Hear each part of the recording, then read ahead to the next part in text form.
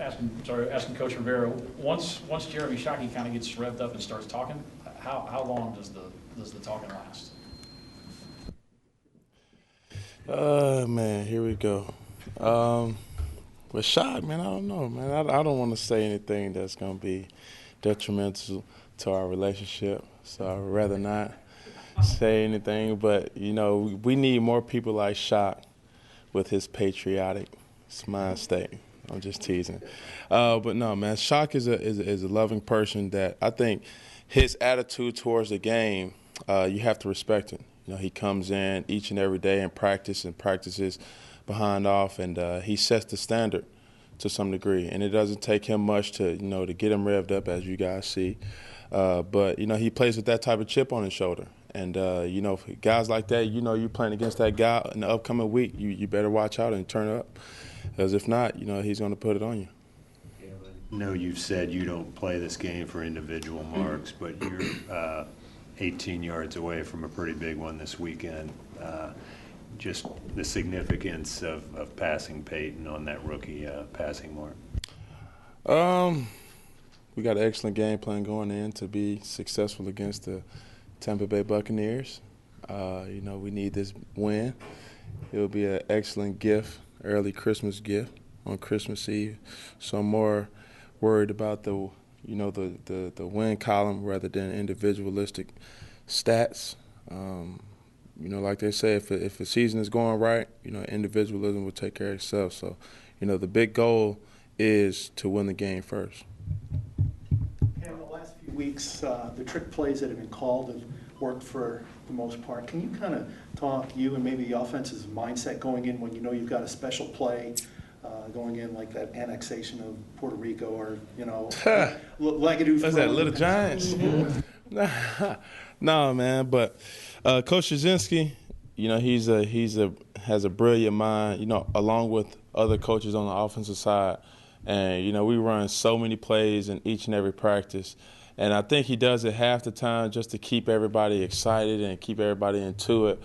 But, for us to call them, we know that, these are plays that we're probably not going to run. And when they call it, it's like, oh, man, boom, let's do it. So we never know what he's going to call, but we always have that in the back of our pocket, knowing that it could be called, and we're going to execute it no matter what. How much fun was that play? You could see the reaction afterwards, everyone just joking and laughing. I think it wasn't the play, so to speak, that got everybody revved up. I think it was the individual that scored. That was the reason why everybody was so excited. Brockel, we call him the Mauler. And, a person like that is past due for something great, man. I mean, he comes in the game, and his knowing, as far as people knowing his name, he probably would not get called. But, I mean, this guy is a warrior, and he comes in and does his job. Coaches, he's a reliable player, and you don't have to worry about what he does. So he obviously feels good for a teammate to see another teammate, getting what he's worth. Has this been a bit of a roller coaster season or a bit of a step up each week for you? It just depends on what are you looking at. But the big picture is that I think our bar is going up. And, that's a good thing. And right now we're not playing for nothing but the future. And, we still have guys on this team that's still trying to get better each and every practice, and that's what you want to see, including myself. We, like I said it earlier before, or said it once before, that we have to begin to get good traits, so to speak, and that's as a whole organization to be able to, win games in the latter part of the season. In December, November, and January, those are the games that's going to probably determine if you get home field advantage or, just a playoff spot berth. How do you become a leader as a rookie? Has that been hard for you or easy for you?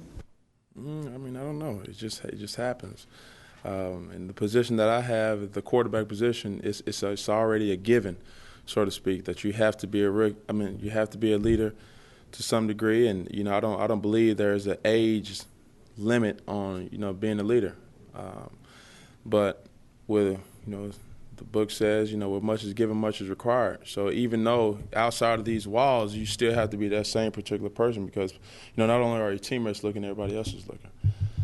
On that topic, Cam, it looked like the third quarter and then later in the second half on Sunday, it was among the more vocal times you've been this year. Why did you feel that was important as you led the team back out for What are you referring to? when you went in the huddle after they had scored to pull within 8 points, replay showed you just kind of firing up and talking a lot in the huddle. I don't know. And that's probably what the camera just got. I think numerous times this season, I've had times where, I've talked to the guys, and if it's not me, it's somebody else. I think the real heroes are, the Jordan Grosses and the Ryan Khalils, because they always get on me with, I have a bad tendency with showing my emotions on my face. And, I have to change that, and I'm trying to change it. But those guys constantly stay in my ear and saying, man, you gotta be that same leader, from the first quarter to the last quarter. And with them saying that, just that little statement was said, right before the game, it made me mindful of, it kind of can be somewhat of a detrimental, conduct, to the team. If you're mad and you're ticked off, not saying that everybody else is not feeling the same way you're doing, but you still have to, at the quarterback position, you have to still, stay even keel. It appeared as if you did the best job of that this season in the last game. Would you agree? I don't know. I'll let, the audience be the judge to that. I'm just going to, like I said, I'm just trying to continuously to get better and strive to be great in this league, whether from taking the field the way of a champion, being a leader off the field, or whatever it takes to, to be that great leader that everybody feels I should be. What did you do different Sunday, after hearing from those guys? You guys seen it. The game was something that we've seen all too many times. Start off fast, start off blazing hot, and we get up and go into halftime and come back very lethargic, as if we need a jump start. And, first series 3-and-out, second series, stalled, third series, and it was like, all right, guys, even though during those times, even Coach Grimes, the receiver coach, pulled everybody up and brought it to everybody's attention, we got to finish and close out games and have that mentality rather than, getting up and somewhat, not finishing it out. But, we had a lot of guys that were thorough during this past game and when it counted. Jordan Gross said yesterday he thinks you're a better quarterback throwing for less yards now than you were throwing for 400-plus early in the season, in that he feels like you're not trying to put the whole world on your shoulders now. And you're I would agree to that. I would agree to that 100%. Due to, I was thinking about so much and trying to overthink football to some degree. Everybody knows this is NFL. This is the elite of elite football players in the world.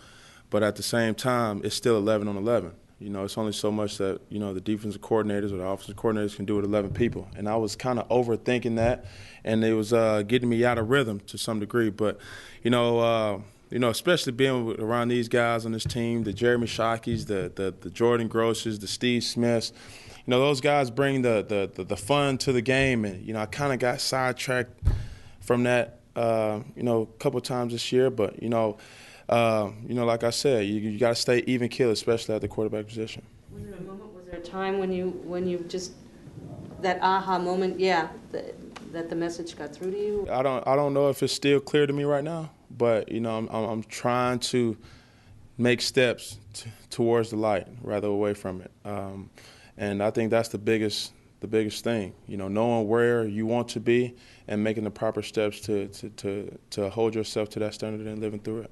Sunday the most fun you've had this season? I think that was the most complete game as an offense, and you have guys in the last drive, just saying, man, we did it, and it was kind of a unanimous feeling as far as we came in hostile environment. We kind of, I don't want to say underestimated. We knew that the crowd was going to be somewhat of a distraction. And at times during that game, man, we had to take timeouts. We got a couple offsides penalties. We got a couple, false start penalties. We got just so many things that we could have easily just, packed up and just gave up. But those guys kept battling and, refused to quit. You've been playing for championships almost every year of your life, playing for the present. You mentioned a minute ago, now you're playing for the future.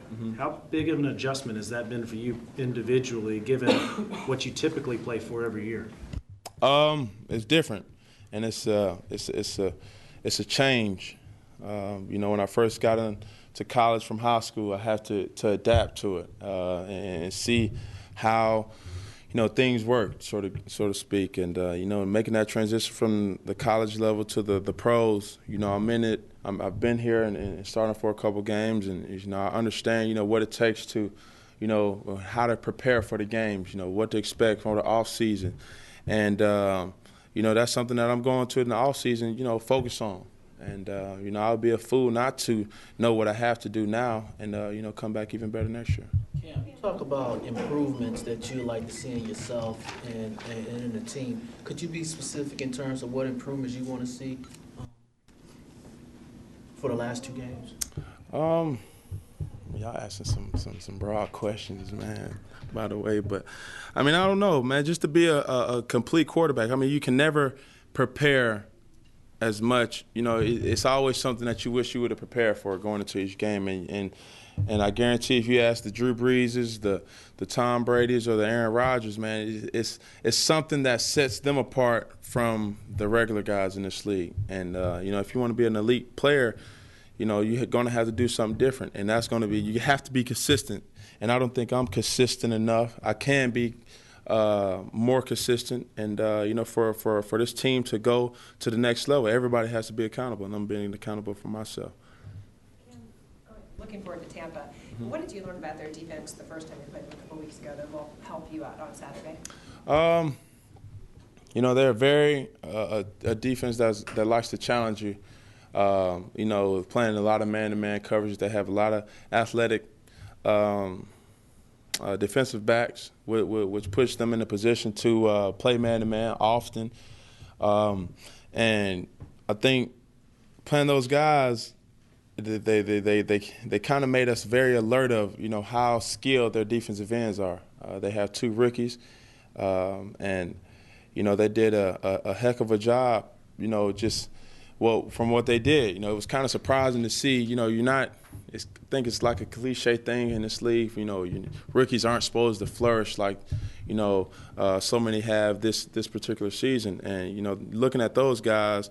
They've coming off each and every snap, going as hard as they can and bringing constant pressure on the quarterback. Plans for Christmas? Family coming in? Big plans. Families coming in, and things has kind of changed now. It's like I'm Santa now, and I don't think that's kind of fun, but it's all right. And they better like their presents. That's all I gotta say. All right.